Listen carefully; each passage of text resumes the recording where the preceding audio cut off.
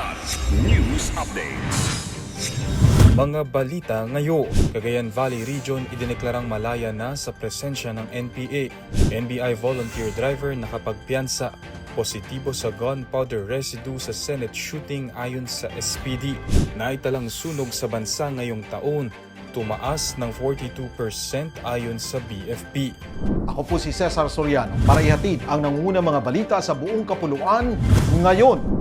Idineklara na ng 5th Infantry Division of 5ID ang Region 2 at buong area of responsibility ng 5ID bilang insurgency-free o nasa ilalim ng stable internal peace and security matapos ang 53 taong laban kontra New People's Army o NPA.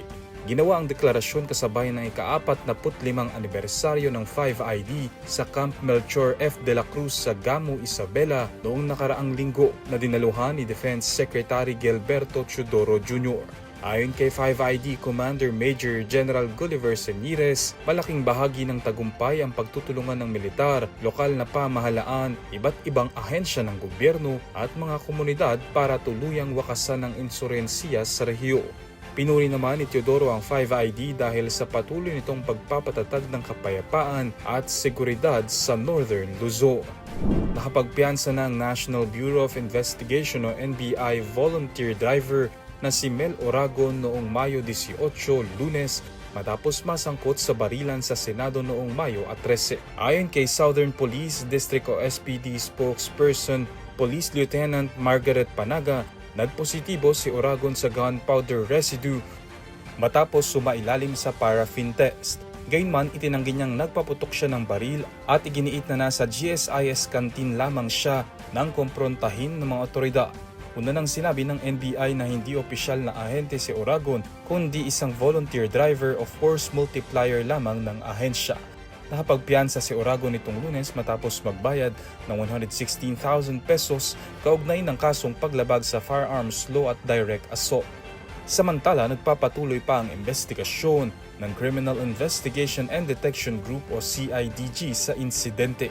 Kabilang sa kinukuhanan ng pahayag ang ilang NBI personnel at ang volunteer driver habang patuloy na inaalam ang buong detalye ng insidente sa Senado. Nakapagtala ang Bureau of Fire Protection o BFP ng 42% pagtaas sa bilang ng mga insidente ng sunog sa bansa mula Enero hanggang Mayo 2026. Ayon kay BFP spokesperson Fire Superintendent Anthony Arroyo, umabot na sa 9,451 ang naitalang sunog ngayong taon kumpara sa 6,675 na kaso sa kaparehong panahon noong 2025.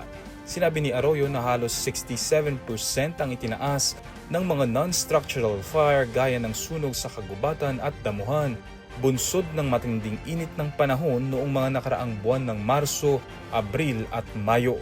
Batay umano sa datos ng BFP at Pag-asa, may direktang kaugnayan ng mataas na heat index sa pagdami ng sunog sa bansa. Bagamat bumaba ng 17% ang mga insidente ng sunog sa Metro Manila, nananatili pa ring problema ang malalaking sunog o conflagrations sa mga mataong komunidad at residential area.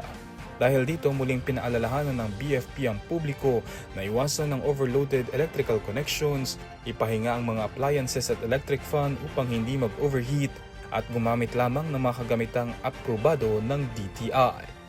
Para sa Kidlat News Channel, ako si Renzel Lenon, nag-uulat.